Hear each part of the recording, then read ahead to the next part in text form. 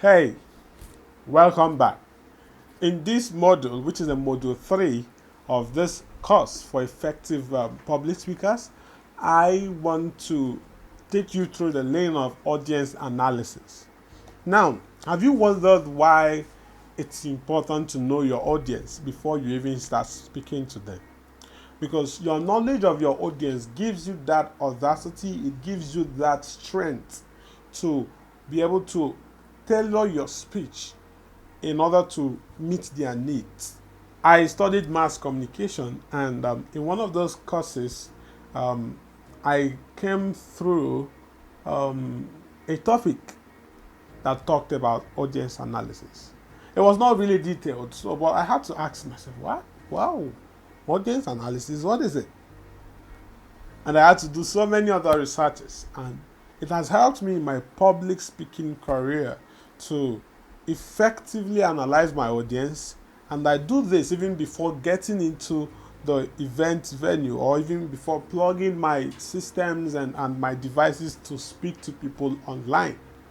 Why is it important?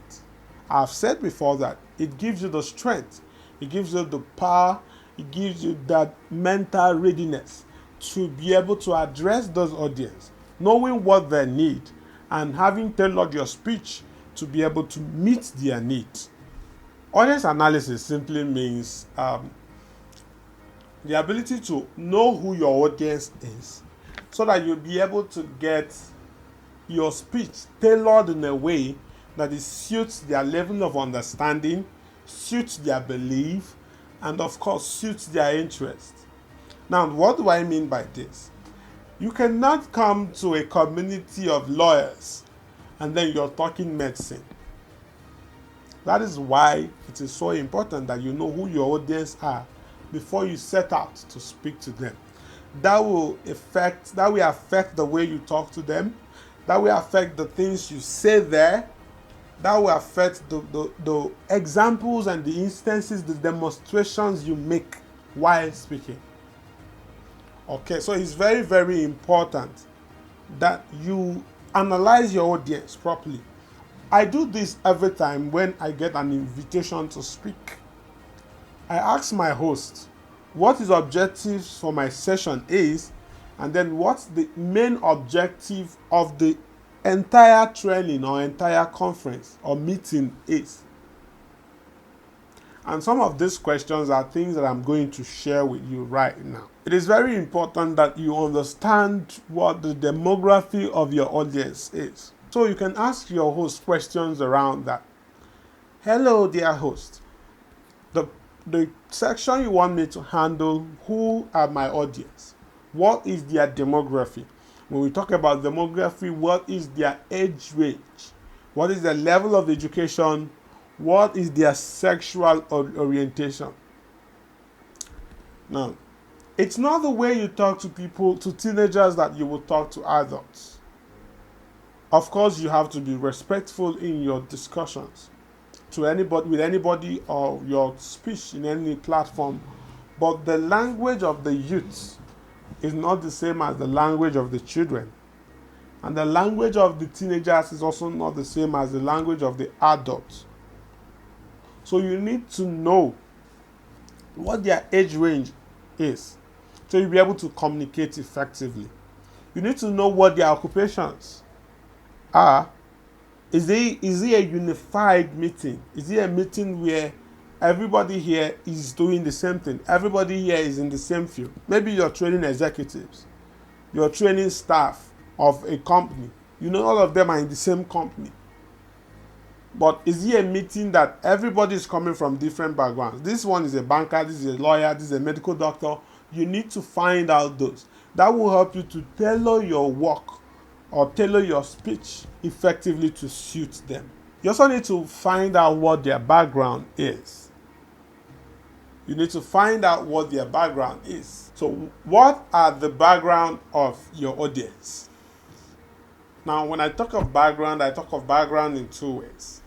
Background as in the environment where they are coming from, the process where they have grown from.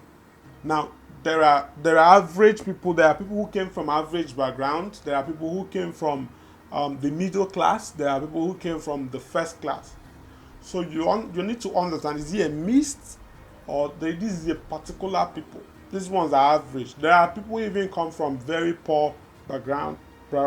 So you need to question the people I'm talking to, what is their background, which of course has shaped their experiences.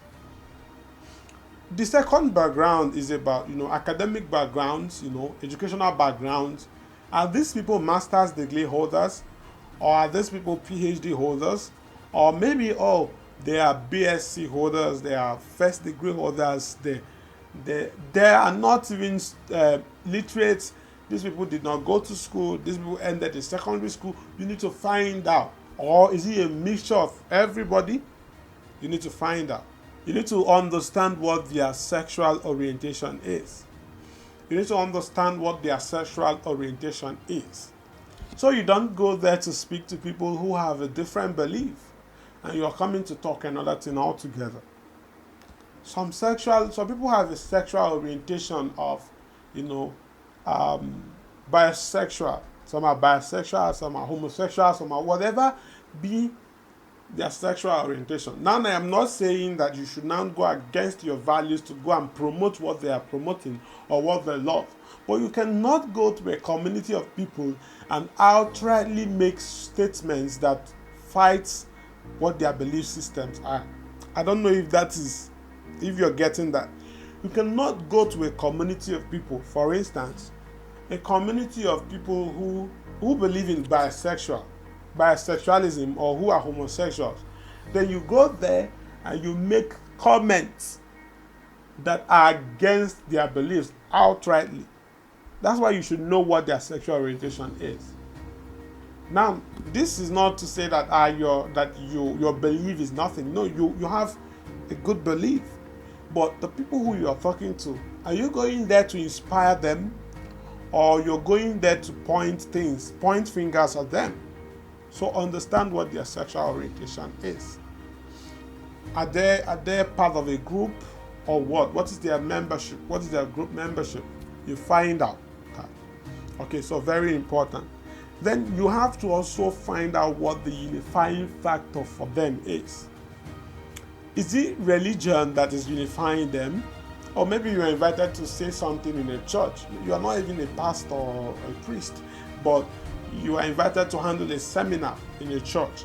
You need to understand that their unifying factor is religion. The thing that unifies them is the fact that they believe in God and they are Christians. So that will help you know how to tailor your speech.